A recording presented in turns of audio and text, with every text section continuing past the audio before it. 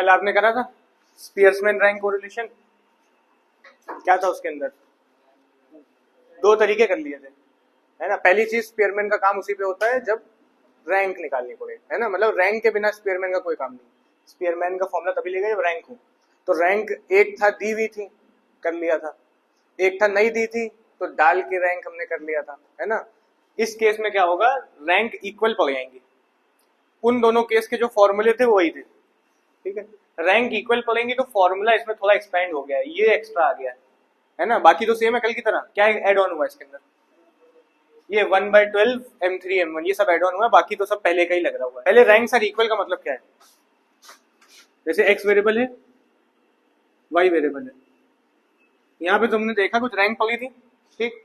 Example एक rank पड़ी थी 1, फिर पड़ी थी तुम्हारी 2.5, एक और 2.5 थी, फिर 4, 5, 6 and so on.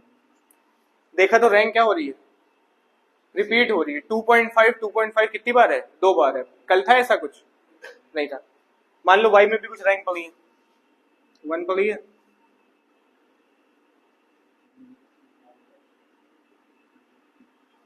x variable की रैंक थी, ऐसे ही कुछ y वेरिएबल की रैंक थी, ठीक है। x की रैंक में देखो 2 बार कुछ रैंक रिपीट हो रही है, इधर देखा तो कितनी बार रिपीट हो रही है? 3 बार रिपीट हो रही है। ये वेरिएबल्स है, कल ऐसा नहीं था, सब रैंक नॉर्मल गिवन थी। तो ये जो है ना, इसका इसमें कुछ रोल है।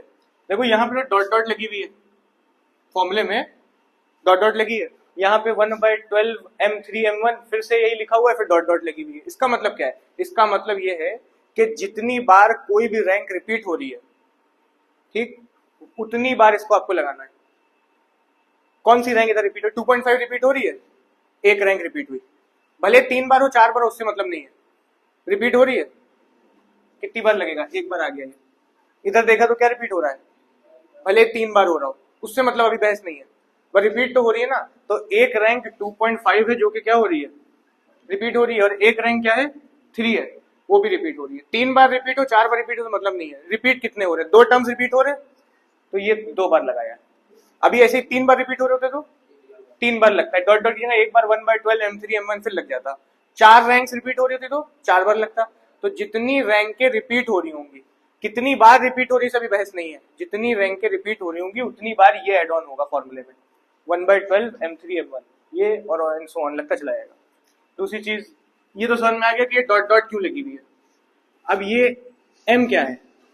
ये M ये है कि यहाँ पे वो कितनी बार रिपीट हुई है, 2 बार। तो ये वाले M की वैल्यू पड़ेगी तुम्हारी कितनी, 2। ये वाली रैंक कितनी बार रिपीट हुई है, तो इस M की जो वैल्यू पड़ेगी कितनी पड़ेगी, 3 पड़ेगी।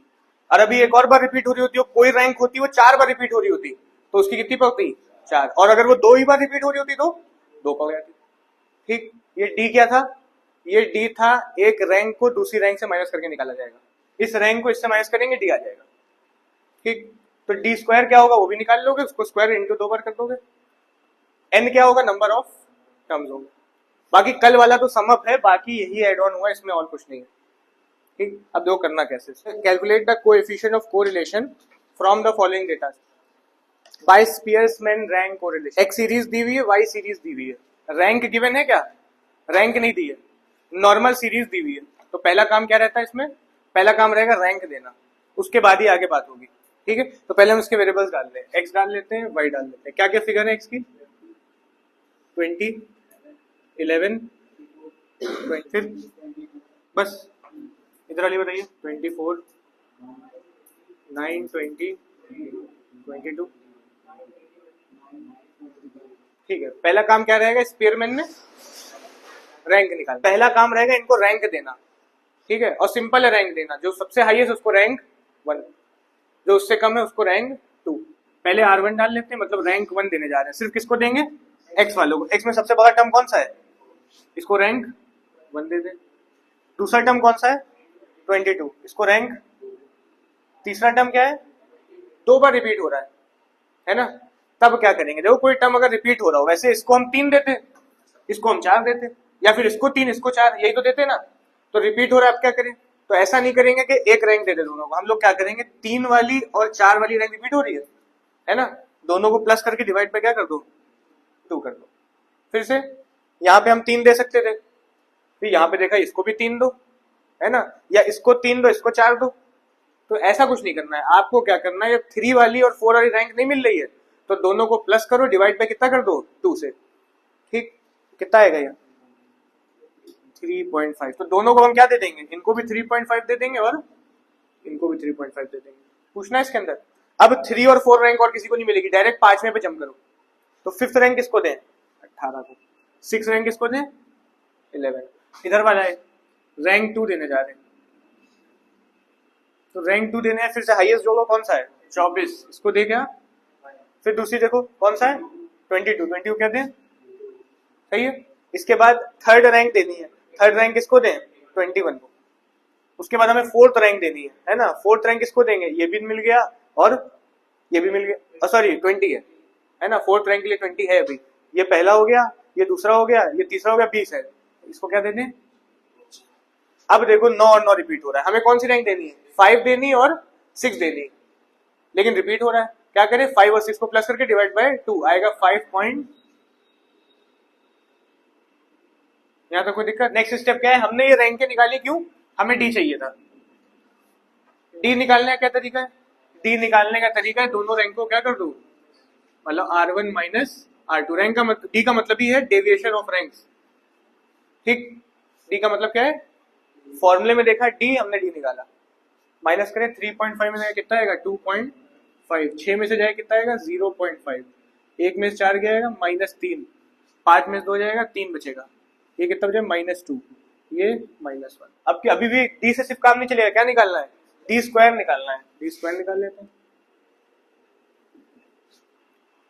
2.5 इंटू 2.5 कितना आएगा 6.25, 0.5 इंटू 0.5 0.25,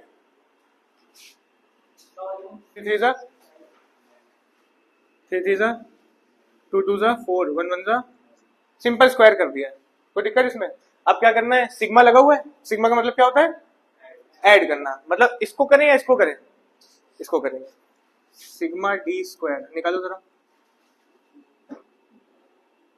सही है 29.5 को 29.5.0 को बात होगी, ये चीज तो आ गई पहली चीज, ठीक। और हमें क्या चाहिए, n चाहिए, n नंबर ऑफ टर्म्स है, कितने टर्म्स है 3 3 6, n भी मिल गया। और कुछ चाहिए फॉर्मूले से रिलेटेड, और कुछ चाहिए फॉर्मूले से, नहीं चाहिए। अच्छा ये बताओ ये कितनी बार रिपीट करें इसके अंदर, ये वाली लाइन इस क्वेश्चन के हिसाब से 1 बार लगेगी, 2 बार लगेगी, 3 बार लगेगी, 2 बार लगेगी। क्यों 2 बार लगेगी, क्योंकि 2 ही रैंक के रिपीट हुई है, कितने टाइम्स रिपीट हुई से कोई बहस नहीं है, 2 ही रैंक के रिपीट हुई, 2 बार लगेगी, ठीक। 6 बार क्यों ना रिपीट हुई हो कोई रैंक, अभी ये जो 3.5 है ये 6 बार होती रिपीट हम कह रहे हैं, तब भी हम क्या डालते, एक ही बार उसको लगाते उसके लिए। तो नंबर ऑफ टाइम से मत सोचना, कितनी रैंक के रिपीट हुई उसको ध्यान रखना, एक 3.5 हमारी रिपीट हुई है, एक 5.5 रिपीट हुई है ना, तो हमने एक बार लगाया और एक बार और लगाया, बस काम खत्म। अभी एक और कोई रैंक रिपीट हो तो एक बार और लगा देते हैं, खैर इसको हम हटा दे फॉर्मूले सभी के लिए। तो ये तो पता चल गया 2 बार लगना है। अब इस m की कीमत क्या पड़ेगी, इस m की वैल्यू क्या पड़ेगी, इसमें भी 2 पड़ेगी और इसमें भी, क्यों 2 पड़ेगी, क्योंकि याली भी 2 बार रिपीट हुई है, कहाँ गई 3.5 भी 2 बार रिपीट हुई है और 5.5 भी, तो दोनों m की वैल्यू मिल गई, इसकी मिल गई, इसकी मिल गई। अब वैल्यू पुट करने फॉर्मूले में, 1 माइनस 6 सिग्मा डी का क्या वैल्यू आई है 29.5, आगे क्या लगाना है हमको प्लस 1 बाय m की वैल्यू 2, और 2 पे क्या लगाया क्यूब लगाया, क्यूब लगा दिया, माइनस फिर से हम लिखा है, मतलब क्या है 2 डालेंगे, है ना, ठीक। उसके बाद क्या लगाना प्लस, प्लस के बाद फिर क्या लगाया 1/12 के बाद m पे क्यूब क्या लगाया m 2, आ रहा था नहीं 3 की पावर फिर माइनस अपॉन में क्या रखना है n3 क्या पड़ेगा, n की वैल्यू क्या है 6 है ना, तो सारे 6 का cube minus 6, formula put on हो गया, सॉल्व करना रह गया, ठीक है। सॉल्व करें इसको जरा, 1 माइनस 6 इंटू, पहले इनको जरा सॉल्व करें, 2 to the power 3 कितना खुलेगा 29.5 प्लस कितना आएगा 8, 2 to the 4 4 to the 8, 8 minus 2 6/12 बचा, यहाँ पे भी क्या खुलेगा 6 ही खुलेगा, तो 6/12 सही है। तो इनको सॉल्व करें, क्या बचे 6 1 जा 6 2 जा 2 1 जा, ये आएगा 0.5, इनको भी डिवाइड कर लो, 0.5 ही आएगा। सॉल्व करना कैलकुलेटर पे, बस डिवाइड करना सीधे। 6/12 करोगे क्या आएगा 0. इसको भी 6/12 करोगे कैलकुलेटर पे क्या आएगा, ठीक है 0.5 0.5। और आगे सॉल्व करें 1 - 6 इंटू प्लस करो जरा इसके अंदर 30.5 प्लस के साइन लगे 29.5 में 0.5 जोड़ा, आगे 0.5 और जो हो गया, ठीक है। और सॉल्व करो जरा इसको। अच्छा अपॉन वाला मिस हो गया, सॉल्व करो उसको। 6⁻³ कितना खुलेगा, हाँ 216 और माइनस यहाँ पे कितना आ रहा है 216 210। और सॉल्व करो, ये कितना मल्टीप्लाई करके आ रहा है 6 इंटू 30.5 183 डिवाइड बाय 210। 1 माइनस अलग चल रहा है, याद रखना 1 माइनस एकदम आखिरी में सॉल्व करेंगे। कितना बच रहा है 183 और 210 को डिवाइड करो 0.8714 माइनस करो 0.1286 जा रहा है 0.129। ठीक, इसकी जो रैंक डिनोट करते हैं किससे करते हैं, कैपिटल आर से। कार्ड बीएसएन वाली किससे करते हैं, स्मॉल आर से। इसका एक और क्वेश्चन अभी करा रहे, पहले इसको कर लिया। लिखा है calculate the coefficient of rank correlation from the following data. फिर से रैंक कोरिलेशन की बात करिए, रैंक के देके काम करना है, स्पीयरमैन वाला काम करना है, ठीक है। एक्स वेरिएबल और वाई वेरिएबल की फिगर डाल लेते हैं।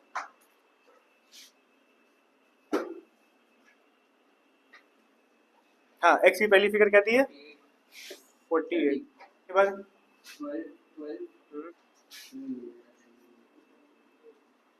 पहला काम क्या रहेगा, रैंक के देना।